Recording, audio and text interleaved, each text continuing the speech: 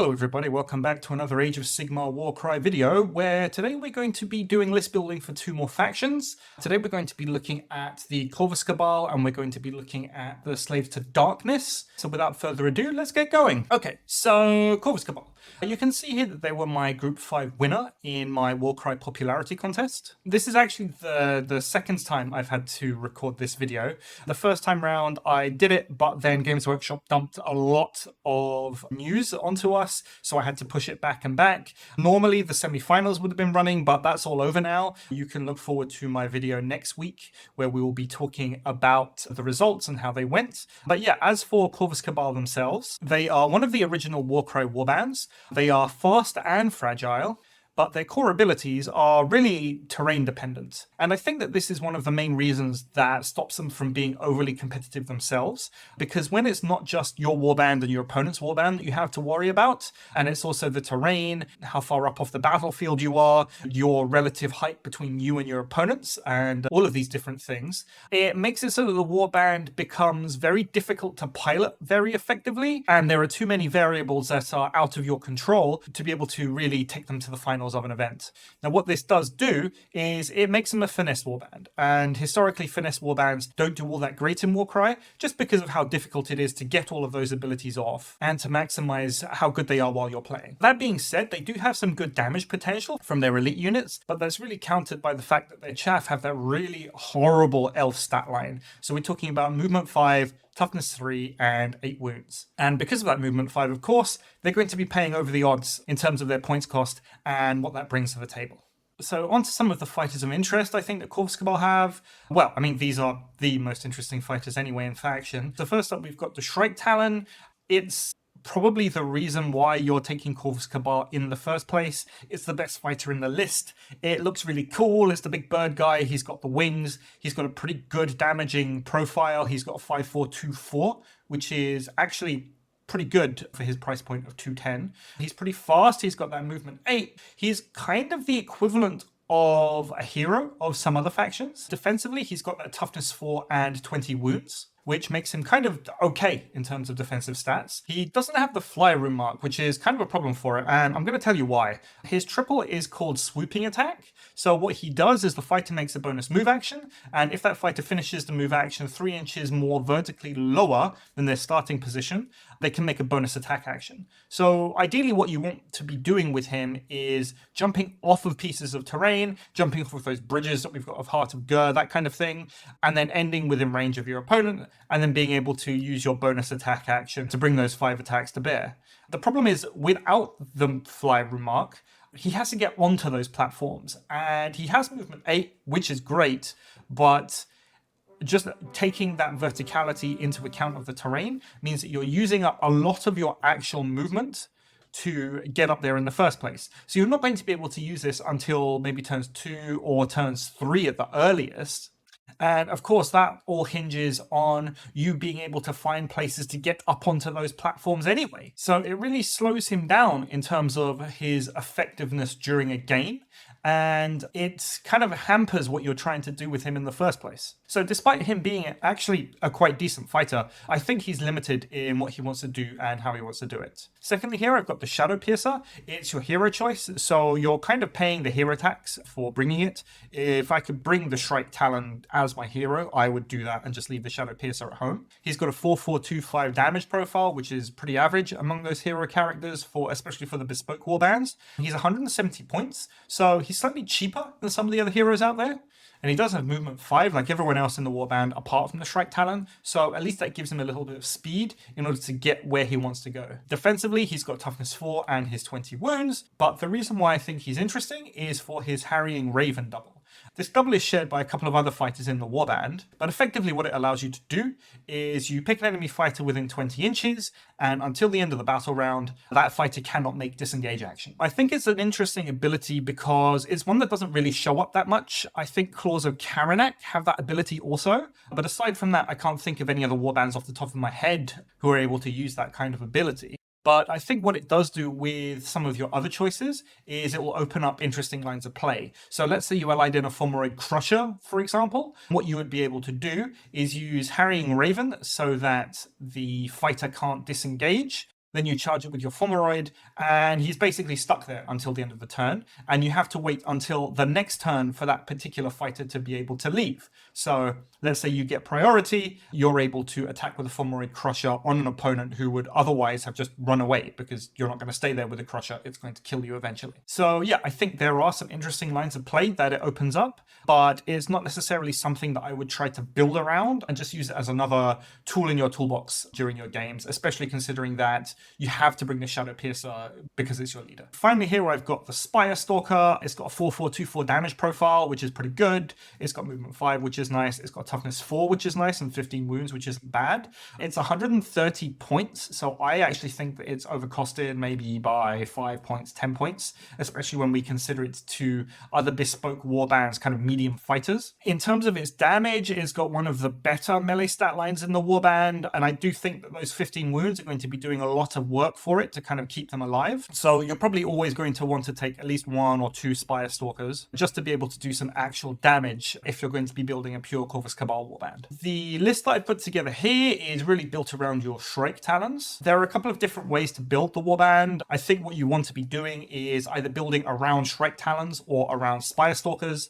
I think you always want at least 1 Shrike Talon, but generally you aren't going to be going massed Talons and Stalkers, simply because they are both expensive and it becomes very difficult to build an effective large warband with them. So I think picking one of the two of them and building around those will be the best strategy for you to use. I've included a Great Brace Shaman in here because I do think that the pull will be very useful, especially with your Shrike Talons to try and get those triples off. If you can pull your opponent's models closer to you, closer to pieces of terrain, so that the Shrike Talon can use that free move to jump off, get the free attack in, hopefully kill whatever it is that it's going to fight against, and then move and then attack something else. It does have the 65-point Cabalists in here. I've said already they're pretty bad with that elf stat line, especially with that toughness 3 and the 8 wounds. In reality, I think you'd want to be using the 80-point Cabalists because they are just much better. They have more range, they do more damage, but I did want to keep the numbers up, and having 80-point chaff units kind of didn't work out for me. The faction as a whole, going away from that list a little bit, is fairly squishy. So I think that a route that you might want to take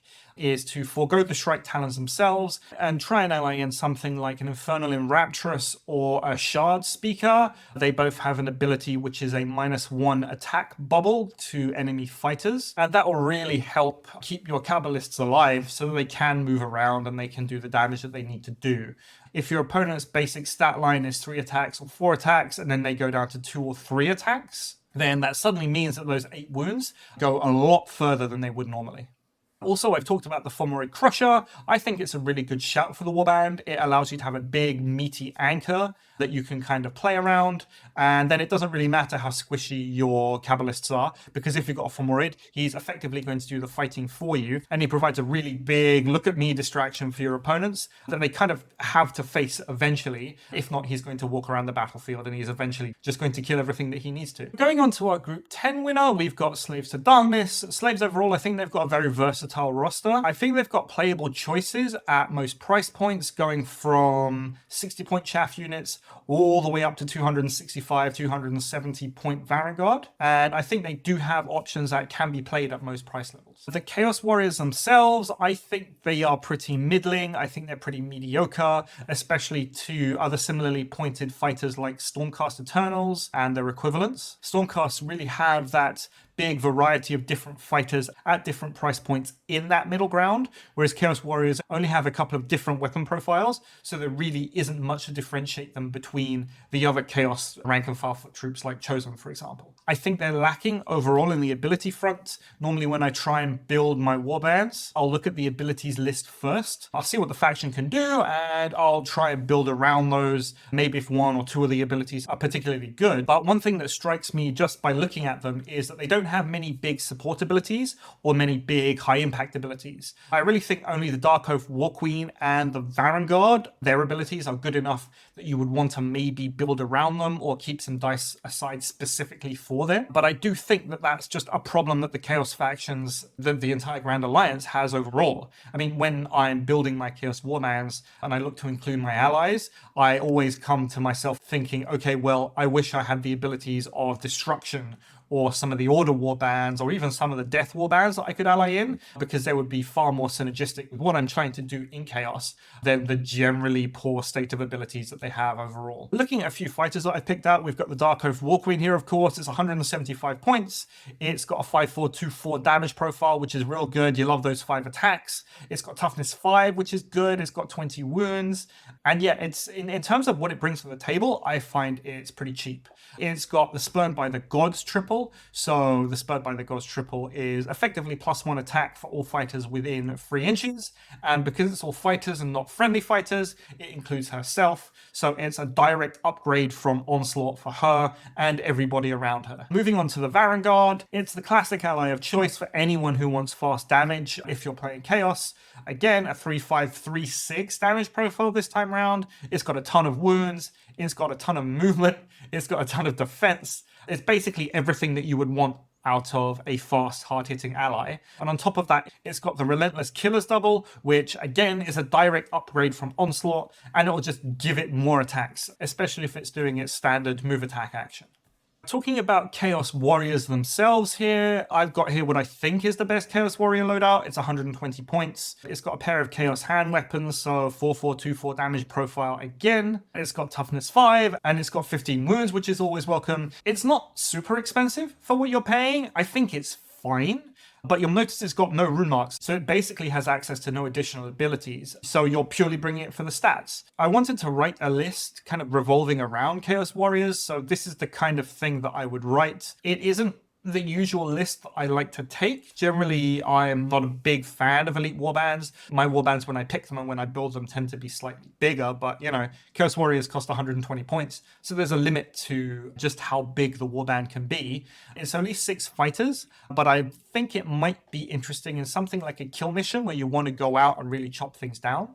We're going to be bringing the War Queen because, of course, it's got Spurned by the Gods. It increases the damage potential of your Chaos Warriors by 25%, which is really good just by giving them that extra attack. And that increases the attacks of the Fulmoroid Crusher by 33%, but you're going from 3 to 4 attacks, which is very good. I've put a Slaughter Priest in here. Now, the reason we're bringing the Slaughter Priest is for its pull ability, and my reasoning behind that is if you can decrease the amount of actions it takes to get from wherever you are into your opponent's face and to start attacking them, that will stretch out and will increase the activation efficiency of your list. So despite only having 6 guys, every one of those pulls is kind of the equivalent of a half activation from one of your fighters, where they would normally have to move to get to where they wanted to go and then attack after that. If I wanted to bring a slightly more sensible version of this list, I would probably drop one of the Chaos Warriors, and I'd probably downgrade the Slaughter Priest to a regular Great Brace Shaman, because the Great Brace Shaman also has the pull ability. It's not as fighty, but it's way cheaper. And then for those points, you could take 3 just regular Marauders. That'll push you up to a 7 or an 8-man warband, which is slightly easier when you're trying to play against those bigger warbands and maybe you've got objectives that you need to capture. It still has the Chaos Warriors, it still has the Fulmoroid, it still has the Dark Oath War Queen, so it still has damage, but it will just help you out a little bit when you are in those activation wars and you really need to activate and make sure you keep on top of that versus your opponents. Alternatively, because Varangard are heroes, you could just take 2 of them as your heroes. And a pair of Varangard plus a bunch of Marauders, I think you can take up to 7. I think that would be a decent list. Of course, the Varangard have to do all of the heavy lifting, but they do have that toughness 6, they do have those 30 wounds, and they do have that really good damage profile. So I think it's not completely outside of what they could do. And if you really wanted to, you could bring a War Queen as well, cut down on a couple of those Marauders, and that would allow you to further boost your Varangard and any Marauders that are around her, and maybe have something slightly more sensible that would work that way, as opposed to what we're going for here, which is just bring your Chaos Warriors because they're Chaos and try and buff them up. And that's it. That's it from me for today. Thank you very much for watching. I hope that this series has given you a little bit of insight into how I build my lists, what I look for when I'm doing my list building. I've said this a bunch of times now that I actually kind of went into this blind. I haven't played all of the factions, so it's been pretty interesting for me to just pick up a faction and see what I can build out of it just based on my knowledge of other factions and how the game works as a whole. There are 45 factions in Warcry, so it's not like any single player would be able to play through them all, play against them, and play all the permutations of all the different factions and all the different abilities and that kind of thing. So yeah, it's been very interesting for me, let's say. If you like what you're watching, as always, please don't forget to like and subscribe. It really helps me out. And let me know down in the comments section below what you think about Corvus Cabal and about the Slaves of Darkness. If you've got some interesting lists that you want to share, maybe you've got some special allies that you like to take that are doing very well for you, and any combos that you might have with those two warbands. It's always pretty good to have a nice conversation and really hear from the community to see what success you guys are having. But yeah, that's it from me for today. Thank you very much for watching, and I will see you next time.